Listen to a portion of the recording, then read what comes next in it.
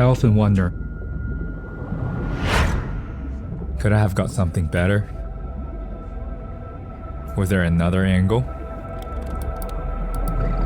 Or another way to position the lights? How can we do justice to these incredible places?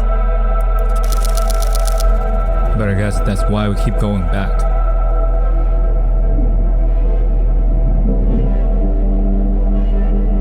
We scouted a cenote, a portal to water hidden deep underground. It's got this highly decorated interior, formations, layer upon layer.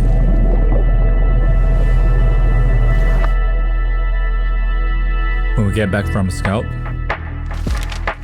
we always storyboard, map our route, decide where to put our lights.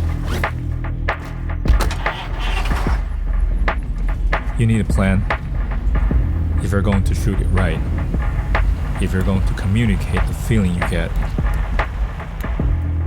being down there.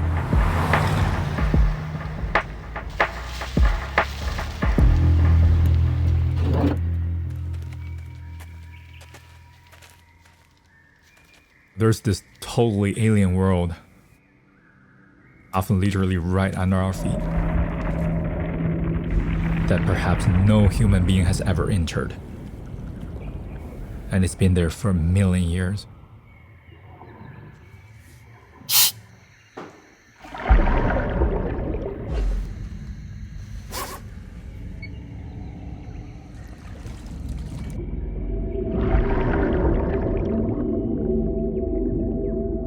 When you're below surface, your life depends on just the air you're carrying with you.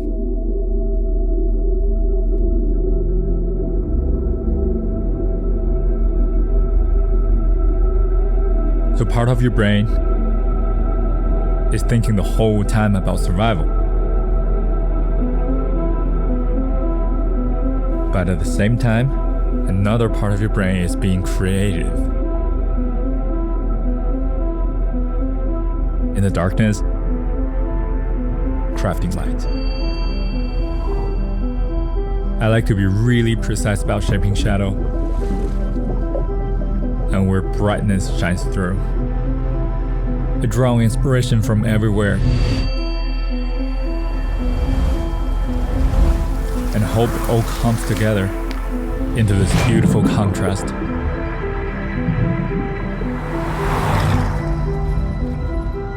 Of darkness and light.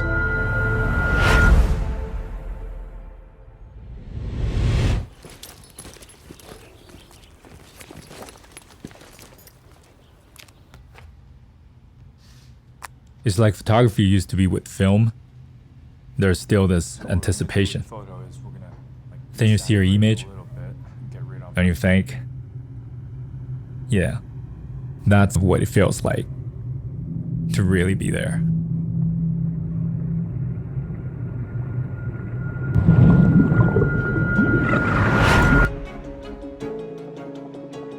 It's like an alien world. To see it with your own eyes, to be part of that world that you're not supposed to be a part of, that's truly incredible.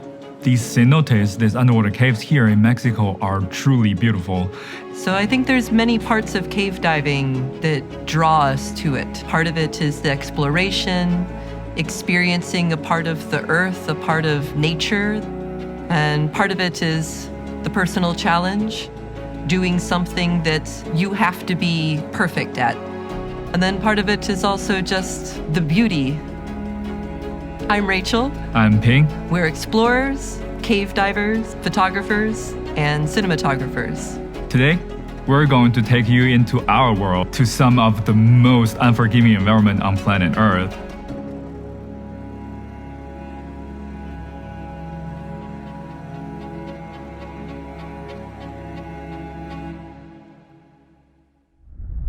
So why don't we start with planning, right? Because whether you're climbing a mountain or going deep into a jungle to explore, planning is absolutely essential. So why don't you tell us a little bit about why it's so important for cave diving? It's not like diving in open water. Like something happens, you just go back up to the surface. Now you have swim for like an hour into the cave. Something happens, you have to deal with it and swim for another hour back to the entrance. By planning the dive, you knowing all the parameters like the time, the depth, and how much gas you're going to use to do this dive, you can be better prepared if something bad happens. Yeah, so it's like cave diving pioneer Hal Watts said, right? Plan your dive, dive your plan. Exactly. Plan your dive, diving plan.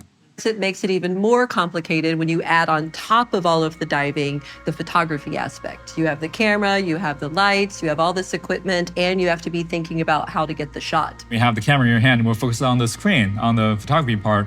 So by planning the dive, you still know, maybe it's time for you to turn, maybe it's time for you to cut the chute. So, still stay within your safety zone instead of pushing your limits and yourself or your teammate in danger. But before we can plan the dive, we need to know where we're going to dive. So let's talk a little bit about locations. Picking your location is essential to your success. This is applicable no matter what you're exploring.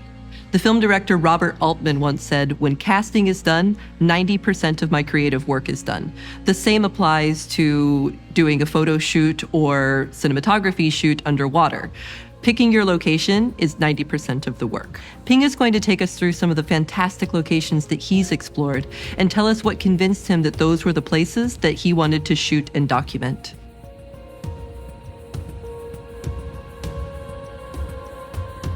So this is a stone mine in the city of Budapest. This stone mine was used for wine storage and fermentation.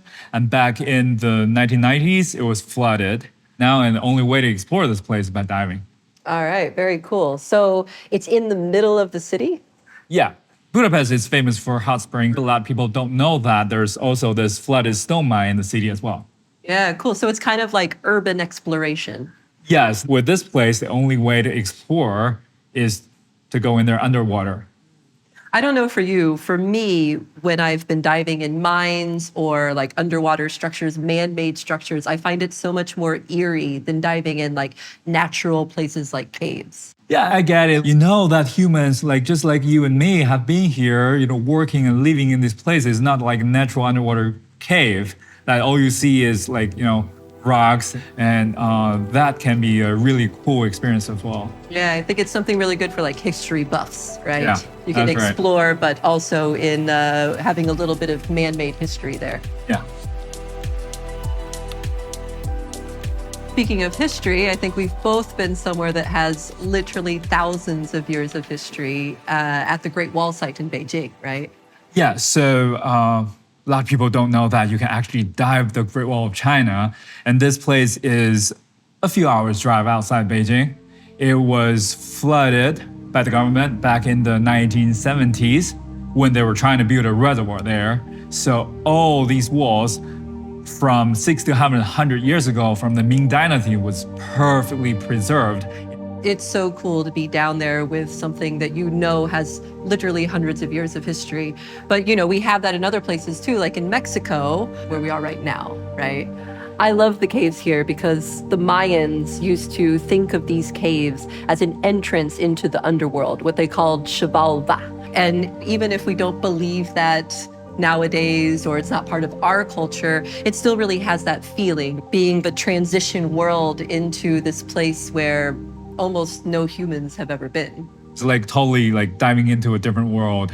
And all you see is these beautiful formations, stalactites formed millions of years ago when the caves were dry. You also sometimes see artifacts from thousands of years ago, and sometimes even bones of the ancient animals like giant sloth. All these discoveries has helped archaeologists to, further know about the Mayan culture, which is really cool.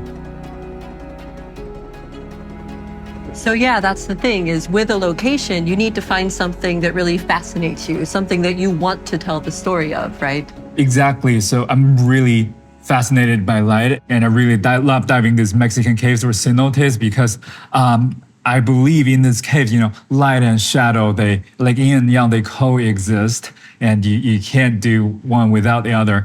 And here, you're framing the light with the shadows, which is really, really beautiful to me.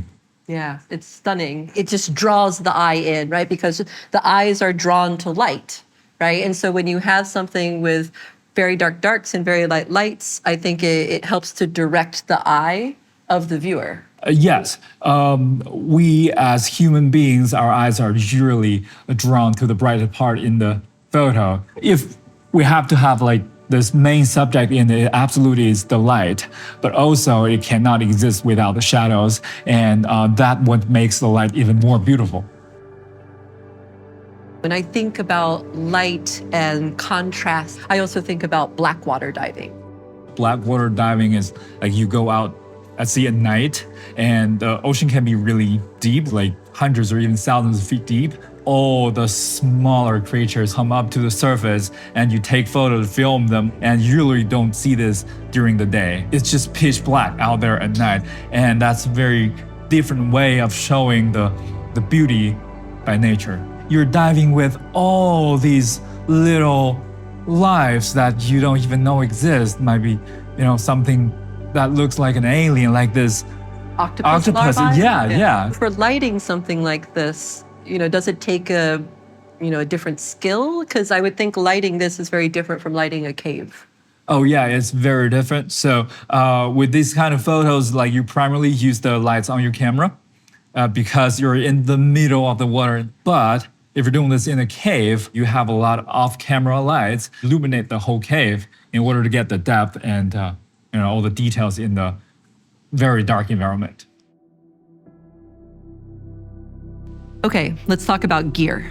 For cameras, we both favor cameras to work really well in low light because whether it's in caves or in the deep ocean, all of the light that we use is artificial. Okay, so we need to be able to have cameras that can handle those really deep, dark caves, but also can handle the brightness of our lights that we're turning on underwater. What I want is a camera with extremely good low light performance, with very clean high ISO performance, and really reliable. Also with the housing, it might look a little big, but the bigger it is, the more stable it is in general underwater, and you can also trim it out and make it neutrally buoyant, so it becomes very easy to use underwater. Lastly, post-production equipment is just as essential as anything else in your arsenal. You're going to need a fast computer and really powerful editing software. So yeah, whether it's blackwater or whether it's caves, like you really work with a lot of extremes, especially when it comes to contrast, right? Yes, so especially for my cave work, I use the Hisense ULED-X TV for those because in the caves, that's that true extreme low light environment where you have extremely dark areas of the rock, and then you have the very bright, like the light in this photo. So it's like very high contrast. And with the Hisense ULED-X TV, you get from the darkest corner to the brightest part and everything, all the details in between. So full disclosure, Ping has been working together with Hisense for their product launch, and we both think it's absolutely perfect for what we do here, right? The ULED-X is the flagship model of the Hisense mini LED TVs. The product line includes the ULED U6, U7, and U8. So as you can see here, we have 3 TVs set up. We have the OLED on this side, the UX in the middle, and a standard mini LED over here. Let's start with the OLED. With the OLED, you get really nice colors in the mid-range, but when it comes to brightness, you're gonna have some issues. Whereas with the UX, it has 20,000 mini LED lights plus 2,500 nits, meaning you have complete control over your image. So when I look at cave footage like this, you can see the diver in the light, but you're also losing a lot of details in the darker areas. But on the UX, with the AI picture processing technology, you have all the beautiful details in the darker areas.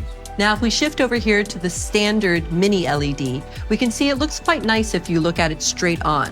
But if you come from the left or the right, you're gonna lose detail. Whereas with the UX, it has the dynamic X display, meaning you have great information, perfect clarity, no matter where you look at it from. And the edges between the darker areas and the lighter areas on the UX is super crisp. No blur, no halo.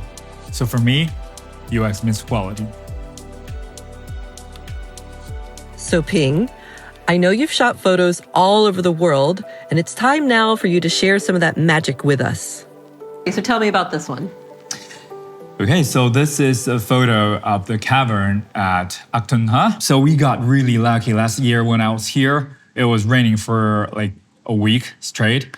So there was like a very thick layer of tannic water on the surface. That's where this reddish brownish color is from. And I was shooting from inside the cavern. So there's ambient light only. So all the light you see is from the sun. And I placed the diver in the center of the cavern with all the caves surrounding the light here. And I have this diver's primary light going like diagonally across the frame like that, leading the viewer's eyes into the darker part of the cave. Yeah, it's very cool how you captured the tannins here. But how do you get, what's the green on the bottom? Is that the plants behind? Or? Yeah, actually the open water area outside the cavern is full of underwater vegetations and they're green. Once I've actually taken the photo, I said, oh, this looks so much like the national flag of Mexico, you know, the red, white, and green color. So I actually named this photo Viva Mexico. It's really an amazing photo. Okay, and so then we have this one, which this is obviously inside the cave, right? Yes. So as you can see, it's in a like relatively small tunnel called Wonder Tunnel. And a cool part about this section of the cave is you have this like little steppy floor, like lizard skin is like unique to this cave. With this photo, I have one light behind the diver, like pointing to the camera, and like two lights next to my camera pointing up, actually. And I was using the cave itself as a reflector or diffuser to get a more even and soft light in the foreground. It is interesting, I think, for people that aren't used to shooting underwater and overhead environments. You know, they don't think about using the cave as something that's going to reflect your light. So, you know, that to me is something that's also very unique about the way that you shoot, is that you're really using a lot of this cave to create all of the different layers. So where is this one? Is this also Florida? Yes, Devil's Cave underwater cave system. This is actually the gateway to this cave. It's called the gallery. We have lights like behind each wall, like here, behind here, this wall here, and there's like one key light behind the diver, and I also have two lights in the foreground for some like details in the first layer of the rock, and also we have two lights in the ceiling to give some details, like from above to mimic the ambient light. How do you put them in the ceiling? What I do is I have this small dry bags, and when I go into the cave, I see, oh, there's like a little crack in the ceiling, and I just inflate the bag and attach light to it and set it to the ceiling. Yeah, that's so smart. And again, you know, all these tricks that we have for cave shooting is totally different than in open water. Because, yeah, I think you would never think of like inflating a bag and just letting a light float up to the ceiling. But it's the same as lighting up a studio, right? You need to have lights coming from the top sometimes. Yeah, so that perfectly mimics the ambient light, which is normal to most viewers because usually the light doesn't come from behind or from front. You can only do it in caves. As an underwater cave photographer, my goal is to be able to film those true explorers when they're going into these places that no one has ever been to. I love the idea of a mission X, right? Because X can be anything, whether it's caves or deep ocean or just mountains, right? It doesn't have to be diving. Everybody has something that interests them, that fascinates them. And hopefully what we talk about today can help to inspire everyone, whether you're a diver, a photographer, or just someone that wants to see more of the world, to go out there and find what your passion is. So my mission X is to bring back these images from these unexplored places and show them to people that have never been in there before.